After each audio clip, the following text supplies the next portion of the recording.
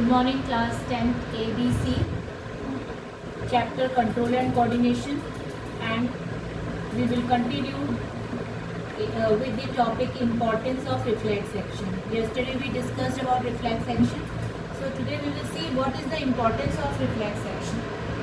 You know, reflex action enables the organisms for an immediate response to harmful situation.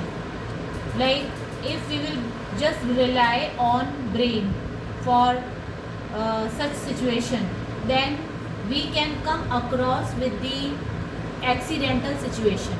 So in order to overcome such problem, reflex action is helping us to get away from accidental situation, because we had seen yesterday that how fast it is, and this is conducted by spinal cord. Second thing, it reduces the overloading of brain. Third thing, it increases the survival of the organism. So 3 points we have seen under importance. First, very fast, reduces burden on brain. Third,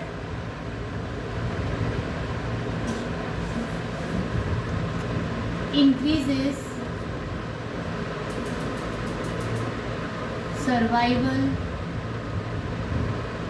chances. I hope you have understood importance of reflex action.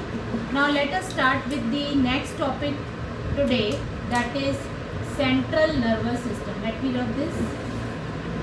With the central nervous system, which is the major portion of our nervous system. Okay, and it is composed of two parts, brain and spinal cord. Okay, so let us see the parts of brain first. Just see, this is brain divided into three parts: fore, mid, hind. So there are three parts of brain. The front portion is called forebrain, middle portion midbrain, and the back portion hindbrain. Let us see the position of these three portions in our brain. This is the diagram of human brain. You all can see it is looking like walnut. If you just open the walnut and you see inside of walnut, you will find these convolution inside the walnut also. Okay, so let us see the parts. Just see, this is forebrain, which is the front part, and it has a major area, that is cerebrum.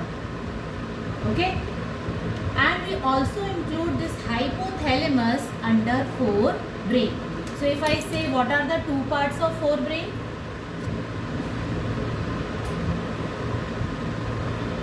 First, cerebrum. Second, diencephalon. This term is new for you. This is the region which is composed of thalamus and hypothalamus. I have just told you, this is the thalamus part and this is hypothalamus. Is it clear? So forebrain, two parts are there. Let us come to next part, that is midbrain. You all can see there is no subparts in midbrain. It is the middle portion of the brain, but it has a main function, that is to make the connection of forebrain with the hindbrain. Okay, so midbrain mainly performs the function of the connection between the forebrain and hindbrain. It also controls the movement of head to locate sound and visual reflexes. Okay, so it controls the movement of head. Wherever you hear the sound, you turn your head. This is all done with the midbrain. Let us see the part of hindbrain, which is divided into three. You all can see hindbrain divided into three parts. First part pons, second part medulla, and third part cerebellum. Don't get confused. between cerebrum and cerebellum. Cerebellum is the part of hindbrain, whereas cerebrum is the part of forebrain. Okay, so let's understand the role of each one of them.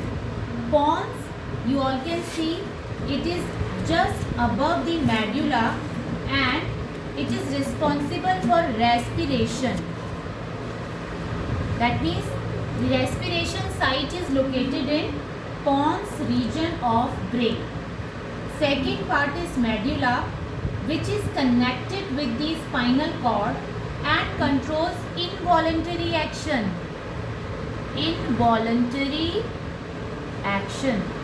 What is involuntary action? The actions which are not in our control, like your breathing, heartbeat, everything is involuntary. Do you think about having the breathing? No, it is taking place spontaneously. So such involuntary actions are controlled by medulla region of hindbrain. The last part is cerebellum. As the name is suggesting, bellum. Bellum word is connecting you with balancing. That means the way you walk, the way you balance your body is controlled by cerebellum. Like when you are sitting, you sit straight. This is called balancing. When you walk straight. Okay. So these are the function of cerebellum, which controls the voluntary action and maintains equilibrium. Controls. This is for cerebellum. Controls voluntary action. It is just opposite of involuntary. Voluntary action and balancing of body. Today you understand this diagram. You can see this diagram in your NCERT chapter control and coordination. Let me tell you the page number. You can see it on page number 118.